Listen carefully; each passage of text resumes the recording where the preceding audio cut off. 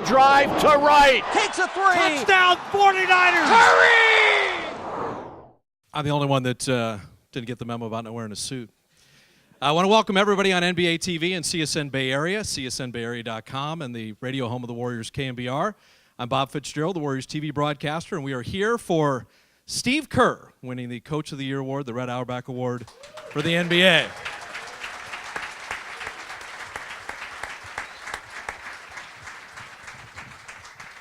Get all the introductions out of the way. That is Bob Myers, the reigning executive of the year in the NBA, the Warriors GM. Luke Walton, Warrior assistant. The soon-to-be Coach of the Year, Steve Kerr, is here. Steve's family is here, Margot, Nick, and Maddie, as well as the Warrior owners, Joe Lacob and Peter Guber, Joe's fiancée, Nicole Curran, our team president, Rick Welts. Steve has been coached by some of the greatest coaches, really, in NBA history, when you think of Phil Jackson and think of Greg Popovich and Lenny Wilkins. But it all began in Palisades High School with Mr. Marvin. Now, I did a little research, and I was just wondering if he could be here today with his wife, Galen, and he happens to be here. So Jerry Marvin and his wife, Galen, Steve's coach from Palisades High School. And because this is a complete Warrior production, you think of Steve's college coach, Lute Olson, who had a tremendous influence on him. If only Lute could be here to share the day, I think Lute Olson and Kelly are here as well.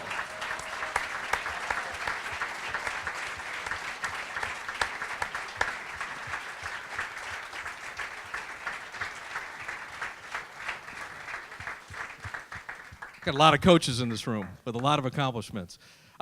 Because it is mandated by Raymond Ritter, we talk about strength in numbers, and Steve coined that phrase a year ago, actually. And I got to run a bunch of numbers at you. The best start in NBA history at 24-0. The most road wins in NBA history with 34. The best home winning streak bridging the two seasons, 54. The most threes ever in NBA history, 1,077. And then never lost consecutive games ever in the season. That had never been done before. And then last but not least, 73-9, the best record the NBA has ever seen in 70 seasons. Now,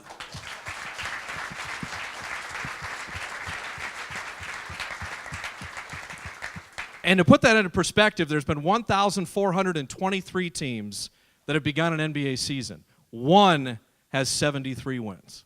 I mean, that is really, really remarkable. And for that, we have a parting gift for you. If Bob Myers and Luke Walton would mind presenting the hardware, the Red Auerbach Coach of the Year, Steve Kerr.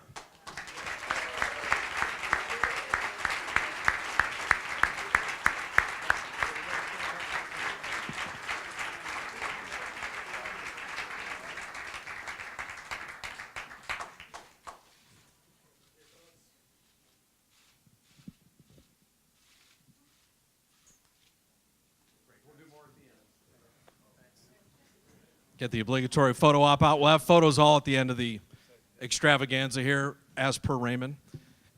So if you've ever seen Steve do a post-game press conference, his favorite line of questioning is the one I'm going to begin with. Steve, talk about winning the Coach of the Year award. No question, just talk about it? I just did that because you love it so much. First of all, I want to say thanks to Coach Marvin and Coach Olson. This is a total shock to me, and amazing that you guys are here. So thank you for coming up to celebrate with me. This is awesome. These guys know it. Anybody who has coached knows this. As a coach, you are entirely dependent on your players. You have to have talent, and you have to have character. And if you've got guys who can play, and they actually care, and they're going to work, and they're going to want to be coached, and they're really, really good, then you're in business. And this is my first coaching job, other than coaching Nick's 8th grade AAU team, the Wildcats. We were awesome, by the way. We dominated the northern part of San Diego County. But in all seriousness, to inherit not only this group of players and this roster, but the kind of stability and support that I have from the organization. Working with Bob has been amazing.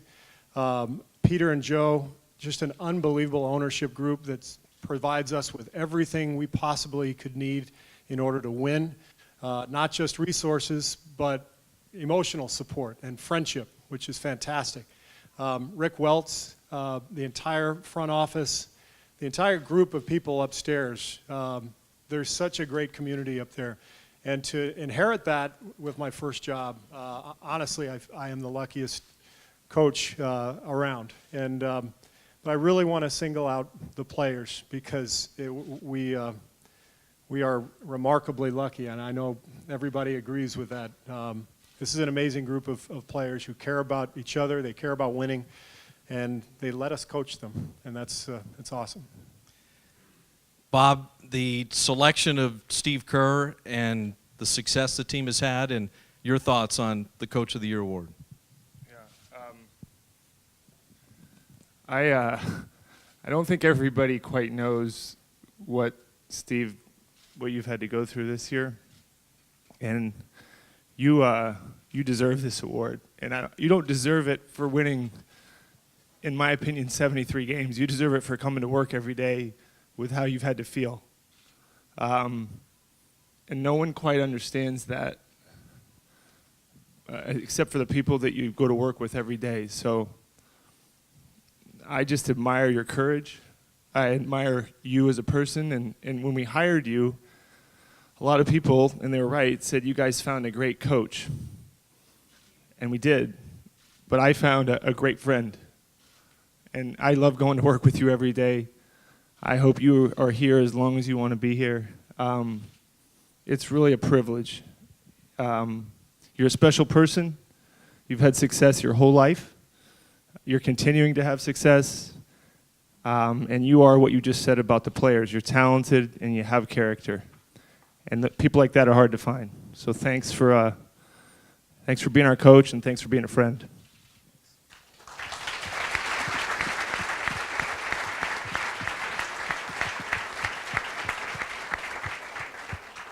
Luke, talk about when Steve first fell ill and what kind of responsibility that put on the coaching staff and how everybody kind of banded together for Steve, the players, and the coaching staff had an amazing interaction and flow of ideas. Steve was still texting and staying involved and kind of consulting for his own team, and you handled things at 39-4.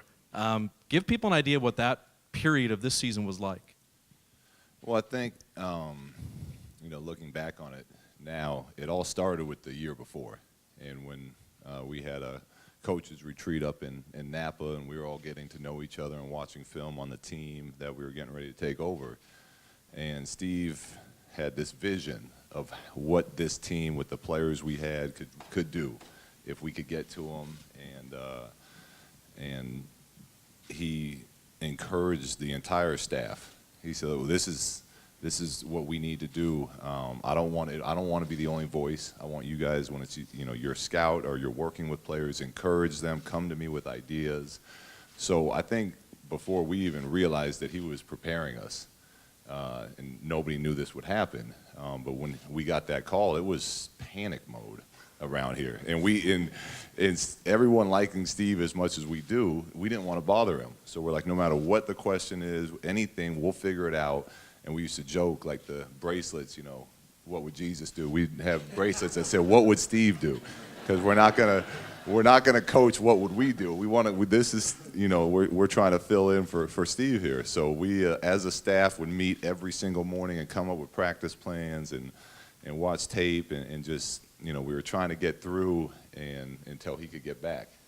And obviously it lasted longer than any of us thought or hoped, but I think the way he leads and the responsibility he gives to the other people and encouragement allowed us to succeed, even when he wasn't here to be that top guy. Just speaks to his overall coaching and leadership ability. Steve, you talked about the players, and I think the players felt a responsibility to not let you down, not let the organization down, not let the fans down.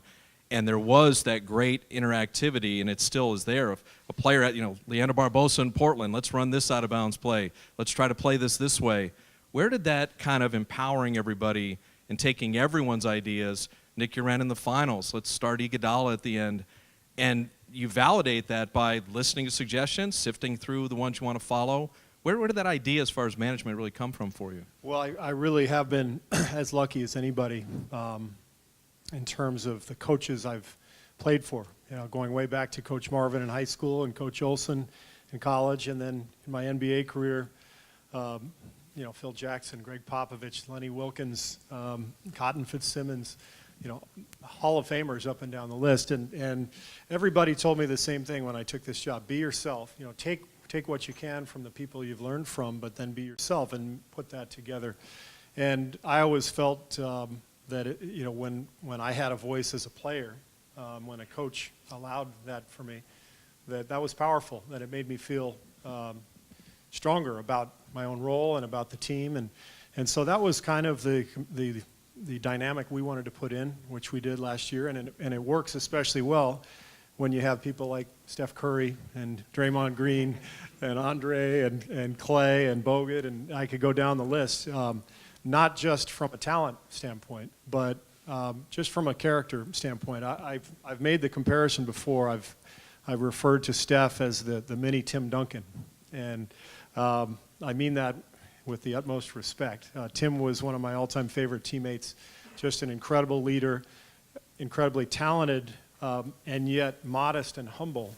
And that's a powerful force. And when your best player and the MVP in the league is not only confident on the floor, but flat out arrogant, like I'm the greatest player on earth, and then at the same time he's the most humble guy in the room and the most grounded and an incredible family man, an incredible leader, that's a force. That is a powerful force, and it makes our jobs that much easier.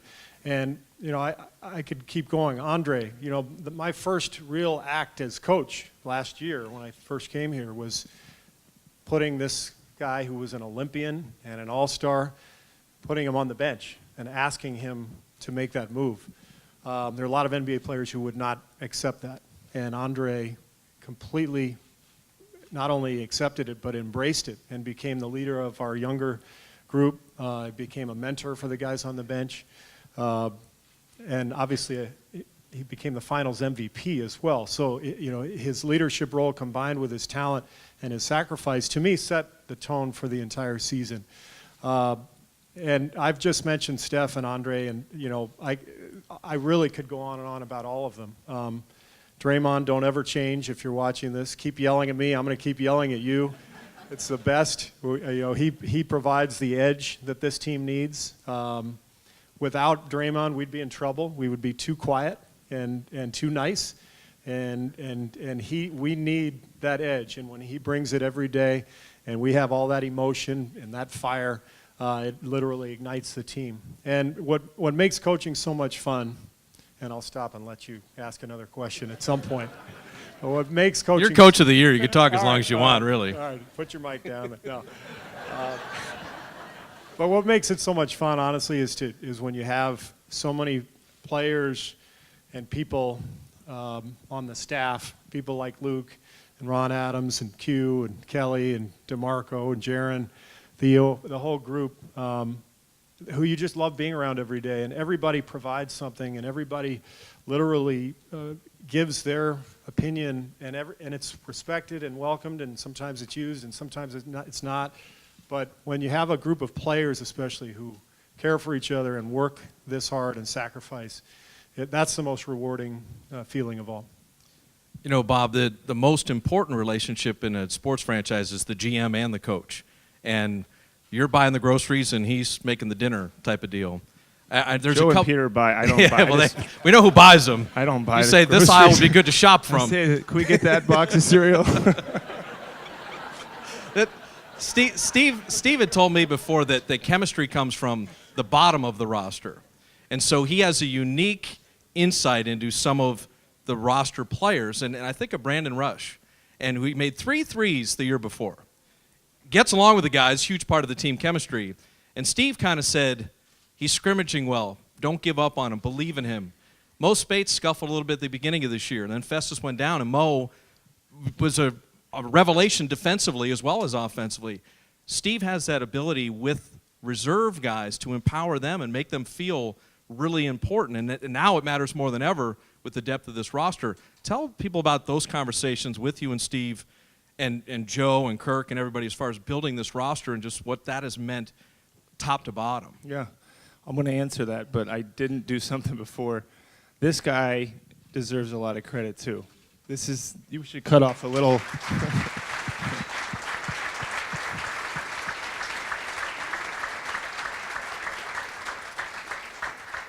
Can you give him like a shoe from the trophy or a hat?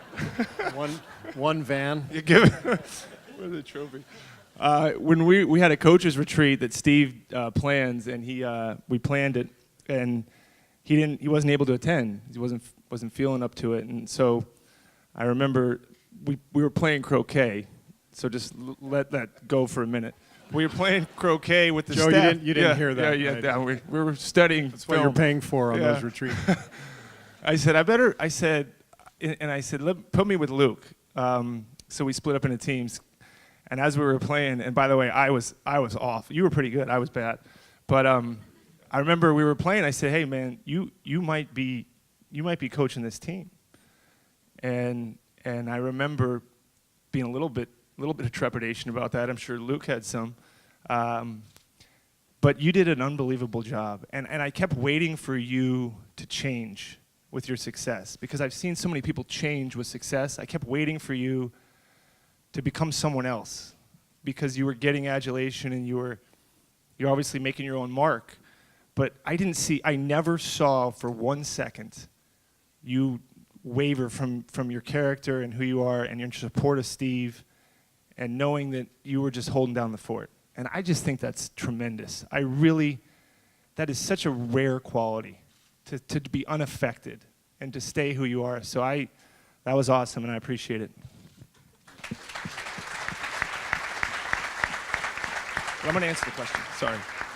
So what is Steve Kerr good at? He makes the GM look really good, because he a general manager or a front office can players put the team together, but your coach has a huge impact on how that plays out. And Steve, I've always said this about Steve, he's a tremendous, as you know, if you've heard him interviewed or heard him in his previous occupation, he's a tremendous communicator. It's such an important skill. And Steve is elite at communicating with everyone, with me, with ownership, with his own staff, with the media, with the public, with the fans, but mostly with the players. He's been there, he knows it, he's been a champion, and he's able to get the best out of his players. And I'm sure you learned that from some of your coaches here and some of the coaches you played for. But Bob, he makes us all look good, because he elevates the play of the players that he's charged with. And so, like I said, I can't say enough. And we're lucky, because you do make it a lot better in so many ways. If you have a question, raise your hand. They'll bring a microphone out. Just do your name and affiliation. We'll keep going here. But if you want to ask about the 9 losses, both Luke and Steve are here. They'd be glad to talk about those. But just raise your hand and ask away. Luke, when you were receiving texts and things from Steve, what was that like in terms of suggestions? I know the guys you're having fun with them. I know when we won a lot of games, it was, Steve would say, thanks for the win again and things like that. But where was that interaction with the staff, with the players, and then with Steve, knowing he wasn't feeling well, but still wanting to stay in touch and take kind of his input on where the team was going and what was happening? Well, he was great. Once the regular season got going, we pretty much talked every day. And we would talk. He would be at home watching road games. He'd try to come to the home games. So, we talk about what we saw out there, what we should work on in practice. What if we had a staff meeting that day, what we discussed in that staff meeting. And we just bounce ideas off each other like we always do. We just did it over text and phone calls. And I remember it every time that I would be, anxious or nervous or worried about something, he would constantly remind me, we have really good players out there. We're going to be just fine. So He was definitely there was definitely that you know, he had his hand on what we were doing and constantly giving us the confidence going into each game. I could be tough on him too. Like when we lost to Milwaukee, I was in the locker room. I mean, I ripped into him. I mean, what were you thinking here? I mean, now we're only 24-1. You know, you're going to have to do a better job. And no, but I do want to just follow up on that and say, you know, I mean, I'm pretty sure no major award in the NBA has ever been won by an individual who actually took part in 39 games, right? Nobody's won the MVP or Rookie of the Year or Coach of the Year. So to me, what this Coach of the Year award is about, it's about what we've built, what we've all built. You know, the players, management, the front office, and the coaching staff. When you win, you know, Bob says this all the time, you know, it's amazing how much you can succeed when nobody cares who gets the credit. It's a John Wooden quote, and it's absolutely right. And Bob is one of the most modest people I know. He put together this amazing roster, and yet he's given me the credit today. Luke is the same way. We've got an entire group that understands if we just work together, we can achieve great things. And then a lot of awards individually will come. And that's great, and the trophy means a lot, but really what means a lot is just the everyday association with our team and the coaches who worked so hard when I was away to not only keep things going, but to get off to the greatest start in NBA history. So pretty lucky to have this group. Take us inside 72 wins as a player, but 73 as a coach. As it got down to the final weeks, what was that like, having lived it and played, and then coaching in a team pushing for it and the players saying, we're going for it, don't think about sitting me down, we want to make history. You know, you were in the rare position of having done both. Well, I actually cared a lot more as a player, I'll be honest. As a coach, You're saying you don't care? I don't really care, 73, whatever.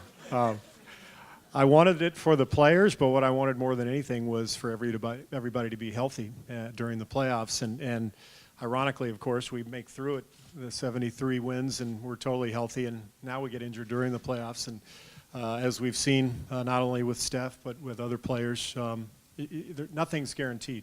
And so I'm really glad that our players made it clear they wanted to go for it, because it helped guide me in terms of how we coached as a staff down the stretch. It's something that will never be taken away from the players and the organization.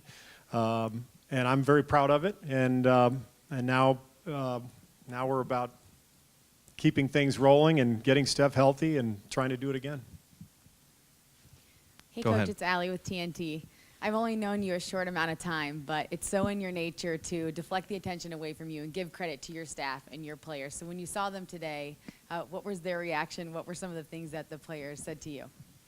Well, they all came up and congratulated me, and it was really nice. I mean, they're as I said, they're fun to be around every single day. We laugh and joke and have a great time at practice, and so we didn't, you know, they all congratulated me, and I thanked them for basically giving me the award. Nobody gets the award unless they have great players, you know, and we truly do. We know that. But it was just a good way to start the day, and then we had a good film session, and then business as usual.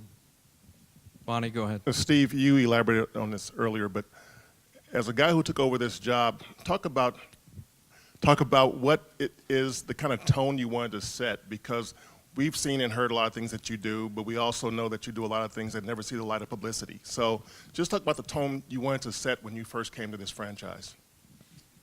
I think the biggest thing that we wanted to do as a staff was respect what came before us. You know, Mark Jackson did a great job turning this franchise around, helping the Warriors become a defensive-minded team. When we came in, the Warriors were already fourth in the NBA in defensive efficiency. And so we walk in as a staff, we go, man, this is awesome. We already have a foundation to build upon, and let's try to get better. And so that was our message to the team. Was, hey, you guys are already really good. You won 52 games last year. How can we get better? And these were the things that we thought we could improve. And we wanted their input. I think, frankly, we were pretty lucky that we came in. And a lot of this and Bob can tell you this, you know, in the NBA, a lot of this is timing. You know, if you're lucky enough to have players maturing at the right time, coming together at the right time, and you add a piece here or there that makes a difference, now all of a sudden you've really got something. We didn't have to go through this painful rebuilding process that a lot of staffs have to. So we come in, we inherit this great team that is really good, but can get better. And that was our whole focus, and our players embraced it, and it really took off right away because I think it was ready for that. Diamond, go ahead.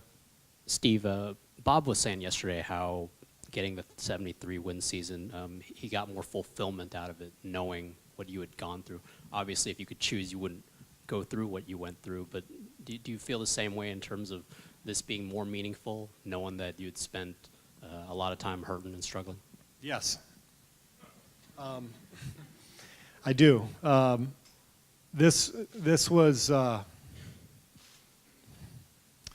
it's the hardest year of my life. Not even close. And I'm incredibly lucky to have this amazing family and all these beautiful people around me. And Bob went from being my general manager, the guy I worked with, to the guy I leaned on every day. When I was really struggling with my pain, and I have gotten better, but when I was really struggling, Bob called me every single day and offered his support. And if I didn't have Bob, and if I didn't have Margot and my kids, and I didn't have my team to come back and coach, boy, it was rough. It was really rough. And so the friendship that Bob has given me and the support goes way beyond basketball, and it will last a lifetime. And I'm incredibly thankful, Bob, to you for everything you've offered me and for your friendship. You know, it's how do you follow that with a question? Every team, Bob, that had won 67 or more in NBA history won fewer games the next year. This is the only team that went to 67 and exceeded that. Given everything that went on, I mean, how remarkable. Even, we're not done with this year, but to think about that. Alvin Gentry, Steve's situation, Luke doing a great job, the injuries to Festus Ezeli and Harrison Barnes, you know, to go through to Andre Iguodala, to exceed what last year's magical season was like. I mean, have you ever taken 5 seconds to sit back and talk with the guys about that? No, but I think that happens, Bob, because of people. Because of the people in our organization, because of Joe, because of Peter, because of the encouragement that I get. You put a lot of good people together, and obviously the players are the most important people. Just like how they responded the other day when Steph went down, that's people, that's character. But if you take a lot of really passionate, high-quality people, that's where that happens. I think that's where you do things you didn't expect. I didn't expect it, but looking back and having the luxury of trying to figure out why, man, you take high-character people that work hard, things happen that you wouldn't have thought possible. And you know what else? It's fun. It's great, man. We got a really good group. I don't know what's going to happen this year, but I love going to work every day with the people I get to go to work with. So 73 is great. But anybody that's played on a team or been around professional sports, or I don't care what sport, it's the people that you do it with that you remember. And winning a championship and winning records, that's nothing wrong with that either. But it's the camaraderie. That's why everybody loves team sports. You know, there's nothing like it. So that's how I think you go from 67 to 73. It's good people. Steve's going to be available on the dais here. We have a bunch of photo ops here. I want to thank all of you for coming. We'll see you at the playoff game tomorrow against Houston. Steve Kerr, Luke Walton, Bob Myers, and congrats again to Steve.